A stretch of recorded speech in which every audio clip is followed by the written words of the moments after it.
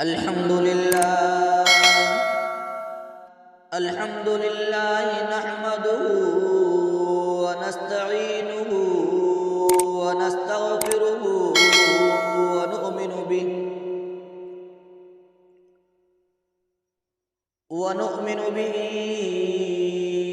ونتوكل عليه ونعوذ بالله من شرور أنفسنا ومن سيئات أعمالنا من يهده الله فلا مضل له ومن يضلله فلا هادي له ونشهد أن لا إله إلا الله وحده لا شريك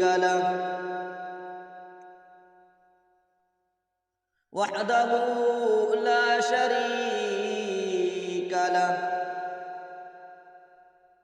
ولا نظير له ولا مثل له ولا مثال له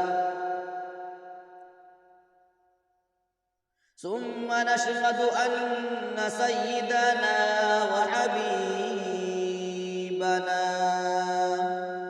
وسندنا ونبينا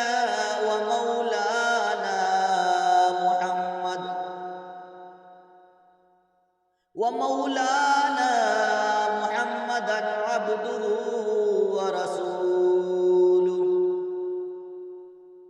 صلى الله تعالى عليه وعلى آله وأصحابه وأهل بيته وأزواجه وذرياته أجمعين.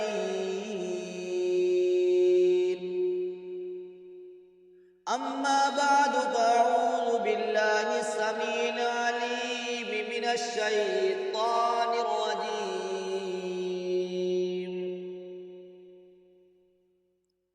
بسم الله الرحمن الرحيم.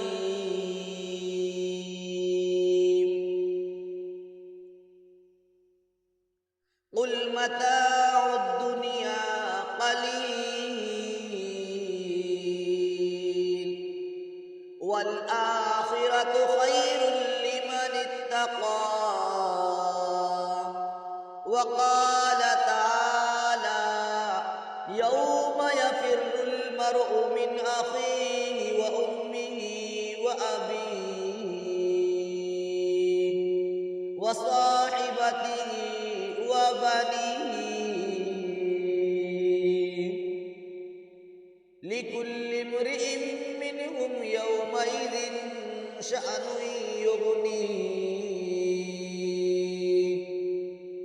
وجوه يومئذ مسفرة ضاحكة مستبشرة ووجوه يومئذ عليها غبرة ترهقها قترة.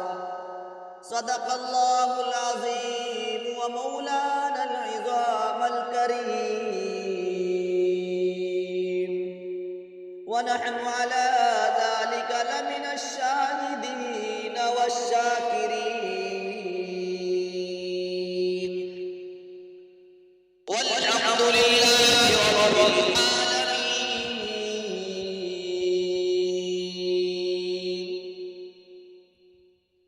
تمام حضرات اخلاص اور محبت کے ساتھ درود شریف پڑھ لیں. اللہم صل علی محمد وعلی آل محمد كما صليت على إبراهيم وعلى آل إبراهيم إنك حميد مجيد. اللهم بارك على محمد وعلى آل محمد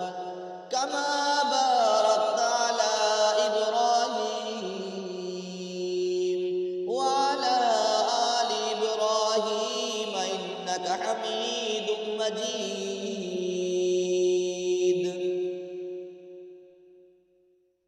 میرے محترم بزرگوں اور عزیز ساتھیوں، میں نے آپ حضرات کے سامنے خطبہ کے اندر سورہ نساء کی آیت کریمہ کے ٹکڑے کی تلاوت فرمائی۔ میرے پیارے دوست اور بزرگوں، یہ آیت کریمہ جو میں نے پڑھی ہے آپ حضرات کے سامنے، سورہ عبس کی آیت کریمہ جو پڑھی ہیں، جو آیتیں پڑھی گئی اور سورہ نساء کی پڑھی گئی، ان کو تلاوت کرنے کا میرا مقصد اور میری منشا آج یہ ہے کہ جو دنیا کے مقابلے میں آنے والی چیز قیامت ہے، اس کے عنوان پر کچھ روشنی ڈالی جائے۔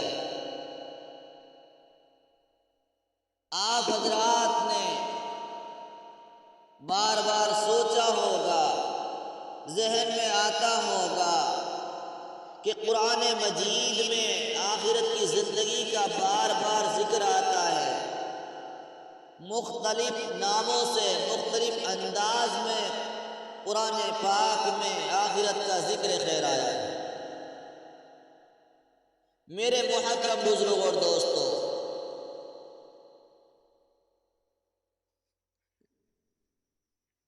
آپ اور ہم یہاں جو بیٹھے ہوئے ہیں،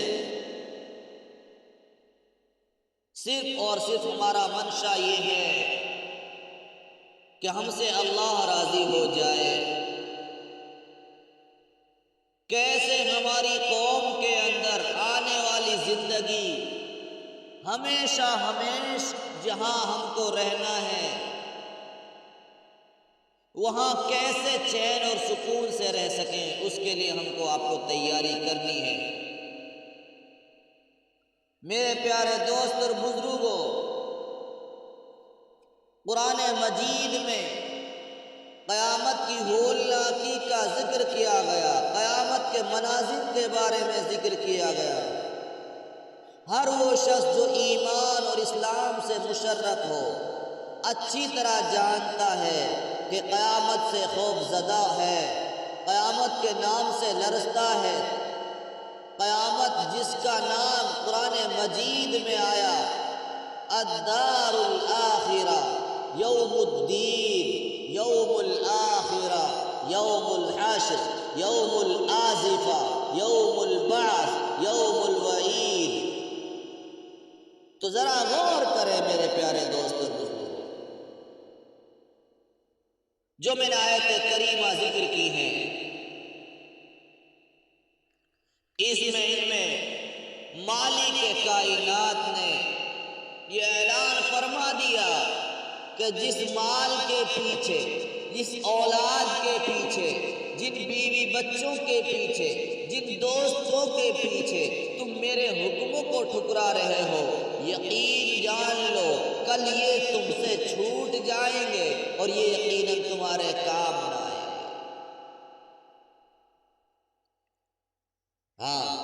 تو ان آیت کریمہ میں اللہ تبارک و تعالی نے یہ واضح کر دیا کہ دنیا کے اندر جو تمہاری دوستیاں ہیں، تمہارے اندر ایک دوسرے کے ساتھ اٹھنا بیٹھنا ہے، یہ کل قیامت کے دن تم کو پتہ چلے گا، اس کی حقیقت تمہارے سامنے کھل کر واضح ہو جائے۔ اور فرمایا کہ اس وقت ہر شخص اپنے بارے میں سوچے گا، اپنے فکر میں ہوگا، اپنی فکر لگی ہوئی ہوگی۔ فرمایا یوم یفر المرء من اخیہ وامہ وابیہ وصاحبتہ وبنیہ۔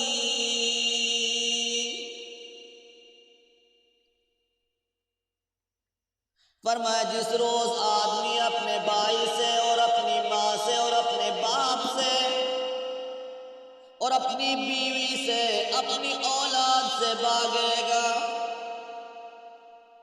ہر شخص کو اپنی ہی فکر ہوگی جو اس کو کسی دوسری طرف متوجہ ہونے نہیں دے گی۔ کتنے چہرے اس دن نور ایمانی سے روشن ہوں گے اور مسرت سے خندہ اور شادہ ہوں گے۔ کتنے چہروں پر اس دن کفر کی ظلمت کی وجہ سے غم اور رنج کی کدورت چھائی ہوئی ہوگی۔ غم اور رنج کی کدورت اس طرح چھائی ہوگی، ان کے چہرے سیاہ ہوں گے۔ اور مسلمانوں غور کرنے کا مقام ہے، خالق کائنات نے، مالک کائنات نے اعلان فرما دیا کہ ہر شخص میدان حشر میں اپنی اپنی فکر میں مبتلا ہوگا، کوئی کسی کی خبر نہ لے سکے گا، بلکہ اگر سامنے دیکھے گا تو گریز کرے گا، نظر پھیر لے گا، نظر چرا لے گا۔ انسان اپنے بھائی سے، ماں باپ سے، بیوی سے، اولاد سے بھاگتا پھرے گا اور دنیا میں آدمی اپنے ماں باپ اور اولاد پر سب کچھ قربان کر دیتا ہے، لیکن میدان محشر میں ہر ایک کو اپنی اپنی فکر پڑی ہوگی۔ ذرا غور کریں، اس دن جو قیامت کا دن ہوگا، اب جس نے اس دن کی تیاری کر لی، دنیا میں وہاں کی کمائی کر لی، وہ تو خوش اور خرم ہوگا، اس کا چہرہ روشن ہوگا، چمک رہا ہوگا، اصحاب الیمین میں وہ شامل ہوگا، اس کو یہ خوشی ملے گی اور اس خوشی کی وجہ سے وہ پھولا نہ سمائے اور سب کچھ بھول جائے۔ اور جنہوں نے دنیا میں کچھ تیاری نہیں کی، ان کے چہرے پھیکے پڑ جائیں گے۔ اصحاب الشمال کو نامہ اعمال بائیں ہاتھ میں دیا جائے گا، اور جب بائیں ہاتھ میں ان کے نامہ اعمال ان کو دیے جائیں گے، وہ تو غمگین ہوں گے، فکر میں ڈوبے ہوئے ہوں گے۔ دعا کریں کہ اللہ تبارک و تعالی ہم سب کو اصحاب الیمین میں شامل فرمائے اور سرخ روئی سے مالا مال فرمائے اور وہاں کی کامیابی ہمیں عطا فرمائے۔ تو مالک کائنات نے اعلان فرمایا، قُلْ مَتَاعُ الدُّنْيَا قَلِيلٌ وَالْآخِرَةُ خَيْرٌ لِمَنِ اتَّقَىٰ۔ فرما مالک کائنات نے، دنیا کا تمتع، دنیا کی عرص میں چند روزہ ہے، اور آخرت ہر طرح سے بہتر ہے اس شخص کے لیے جو اللہ سے ڈرے۔ ذرا غور کریں، حدیث شریف میں ہے کہ محبوب کریم صلی اللہ علیہ وسلم نے ارشاد فرمایا کہ قیامت کے دن اللہ تبارک و تعالی ہر شخص سے براہ راست بات کرے گا اور درمیان میں کوئی ترجمان اور واسطہ نہیں ہے۔ اور اس وقت جب آدمی اپنی دائیں طرف نگاہ اٹھا کر دیکھے گا تو ان نیکیوں کو دیکھے گا جو اس نے دنیا میں کی تھی، اور جب بائیں طرف مڑ کر دیکھے گا تو ان گناہوں کو دیکھے گا جو اس نے دنیا میں کیے تھے۔ سامنے کی طرف نگاہ اٹھا کر دیکھے گا تو جہنم کی آگ نظر آئے گی۔ ترمذی شریف جلد نمبر 2 صفحہ نمبر 67 پر یہ حدیث موجود ہے۔ اب غور کریں، ایسی کشمکش کی حالت میں جب تک 5 سوالات کے جوابات نہیں ہو جائیں گے، 5 سوالات کے جوابات مکمل نہیں ہو جائیں گے، اس وقت تک اللہ رب العالمین کے دربار میں اپنے قدموں کو ہلا نہیں سکے گا، اور یہ سوالات بھی نہایت سنگین ہوں گے، جو حدیث پاک میں محبوب کریم صلی اللہ علیہ وسلم نے بیان کیا۔ عمر کے بارے میں سوال کیا جائے گا، تم نے اپنی عمر عزیز کس طریقے سے گزاری؟ پوری زندگی میں عمر کا کتنا حصہ نیکیوں میں گزارا، کتنا حصہ گناہوں میں گوایا؟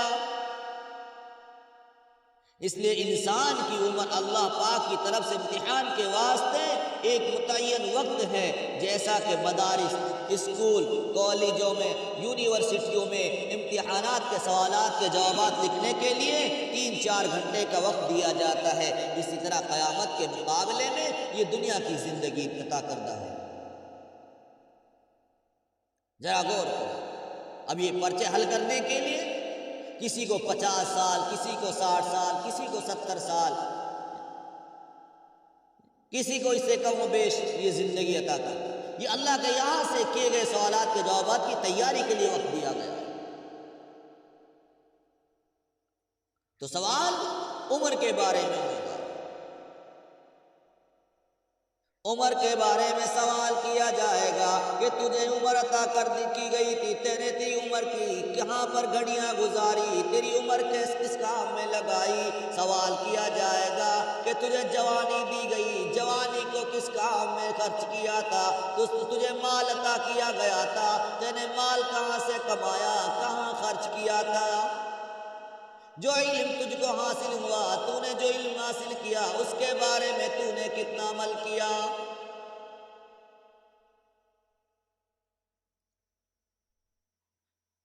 ذرا غور کریں میرے پیارے دوستوں، ارشاد فرمایا مالک کائنات نے، فرمایا جس آدمی کے لیے اس کے نیک اعمال اس کے دائنات میں مل جائیں گے وہ خوش و خرم گھومے گا۔ فرمایا فَأَمَّا مَنْ أُوتِيَ كِتَابَهُ بِيَمِينِهِ فَسَوْفَ يُحَاسَبُ حِسَابًا يَسِيرًا وَيَنْقَلِبُ إِلَىٰ أَهْلِهِ مَسْرُورًا وَأَمَّا مَنْ أُوتِيَ كِتَابَهُ وَرَاءَ ظَهْرِهِ فَسَوْفَ يَدْعُو ثُبُورًا۔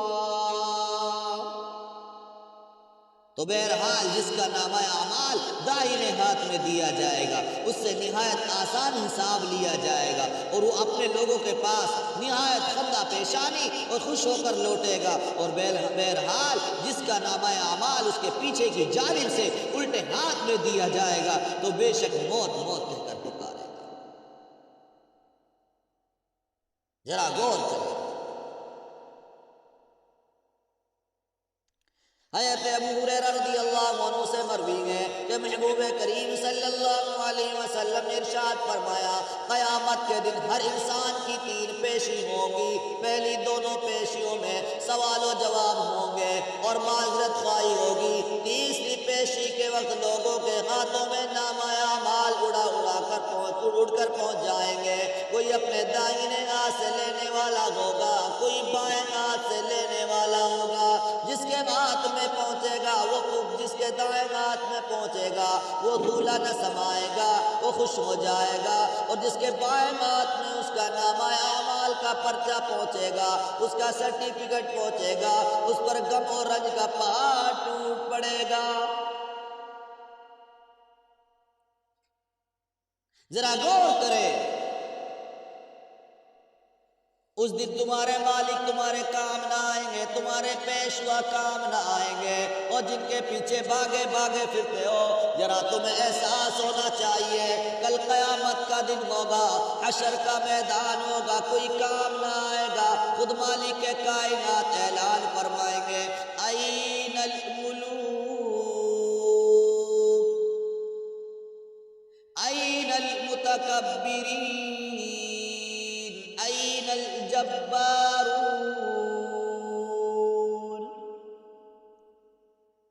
ذرا غور کریں، اعلان ہوگا تکبر کرنے والے کہاں گئے، گھمنڈ کرنے والے کہاں گئے۔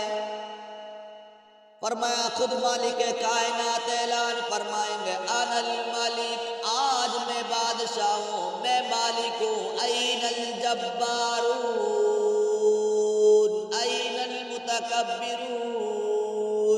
غلبہ اور اقتدار کے دعوے دار کہاں گئے، تکبر کرنے والے کہاں گئے، گھمنڈی کہاں گئے،